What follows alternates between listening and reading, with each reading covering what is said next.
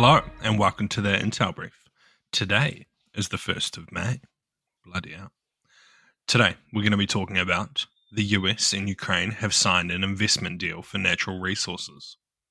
Israel has struck what they called extremist groups that were threatening the Druze community. And a lawmaker has been shot dead in Nairobi, Kenya. So firstly, the United States and Ukraine have signed an agreement to create a reconstruction investment fund. Both governments confirmed on Wednesday in Washington. Specific details of the agreement are not yet released by the US, but it is believed too that the agreement gave Washington privileged access to Ukrainian natural resources, which are crucial for high-tech industries. However, Ukrainian Deputy Prime Minister and Economy Minister said that Ukraine would retain full ownership of all its mineral resources in the agreement with the US. Meanwhile, Trump said on Wednesday evening on News Nation that the deal, in theory, means the US will get more from Ukraine than it contributed. I wanted to be protected, he said, adding that he didn't want to look foolish by not getting his money back from US aid to Ukraine. So what? Seems like a pretty good deal. Trump's managed to get himself out a win that he can sell on TV. Ukraine gets the investment of the US, which quite possibly comes with overarching security guarantees, as the US will want to protect their investment. And yeah, hopefully this spells a positive uptick for the relationship between the US and Ukraine, and quite possibly puts a bit more pressure on Putin. This also probably puts more pressure on Putin and Russia when it comes to negotiations, as now the US has a vested interest in Ukraine coming out on top. So yeah, hopefully a positive sign, but we'll have to see how it actually plays out in reality, and if we see any change in the US support to Ukraine over the next few weeks and months.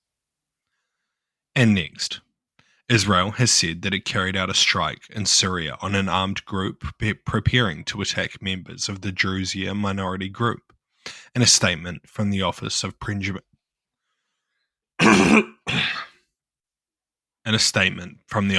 Prime Minister Benjamin Netanyahu, they said that Israel had carried out a warning operation. It had struck an extremist group preparing to attack the Druze population in the town of Shania. A statement from the office said. The statement didn't give details about the warning operation, but Shania lays around 15 kilometers southwest of the capital, Damascus. Its residents are mostly Syrian Druze and Christian minorities. The Druze are an Arab minority group who practice a religion originally derived from Islam more than 500,000 years ago. Stop. The Druze are an Arab minority group who practice a religion that originally derived from Islam. More than half of the roughly 1 million Druze worldwide live in Syria, with a heavy concentration in this one town. The Israeli statement added that the serious message was also conveyed to the Syrian regime, referring to the new Syrian Islamist government. The Israeli strikes come as clashes in the southern suburbs of Damascus have been ongoing.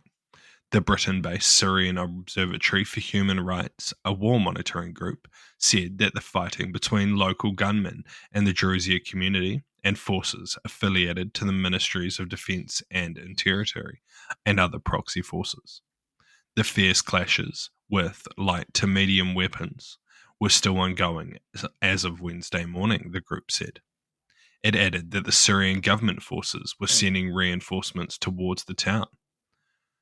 Since the fall of President Bashar al-Assad in December, Israel has pushed its forces into southern Syria to create a demilitarized buffer zone. It said in a statement that Israel would not allow harm to come to the Druze community in Syria out of a deep commitment to the Druze brothers in Israel, who are connected by family and historical ties. Israel authorities reportedly voiced support for the Syrian Druze community. So what? From videos that I saw on X, it seems like these clashes are a bit more significant than this article makes them out to be. And it seems likely that Syrian government forces, formerly HTS, were involved in the clashes. So it's quite possible that the Israelis had conducted strikes against members of the Syrian government military, official military now. It's pretty, which it's not really a change in the situation. It's kind of a bit of it could be an uptick depending on how Syria reacts. But I don't know. I think the Syrian government will try and play this off as just a clash between an unaffiliated rebel group and the Druze community as a way of trying to maintain their legitimacy with the West, which so far has been going well. But it's always good to keep in the back of your mind that the group is led by former extremist Islamists. So, they're always going to get up to some pretty interesting activities. The one factor that could be quite influential is how Turkey reacts to this. If Turkey comes out in large scale support for the Syrian government, then they might want to step up and push back against Israeli presence in the region. And lastly, Charles Ongondo, who was a Kenyan member of parliament, was shot dead on the streets of Nairobi, says the Speaker of the National Assembly. The Speaker confirmed on news and through his personal X account, calling the news devastating. It was with profound shock and unspeakable sorrow that I have this evening received the devastating news of the fatal shooting of the Honourable Ongondo, he said.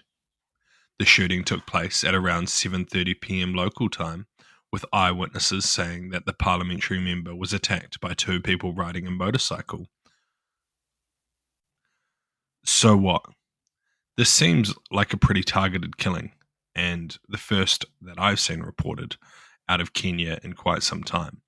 So it'll be interesting to see if this is an uptick in violence or if this is just a one-off event. Maybe he got on the wrong side of a criminal group.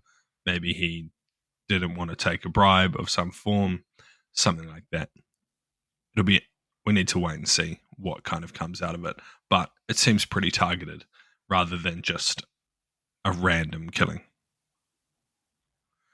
Thank you for listening to that Intel Brief. I've been your host, Daniel, and I'll see you next time. See you.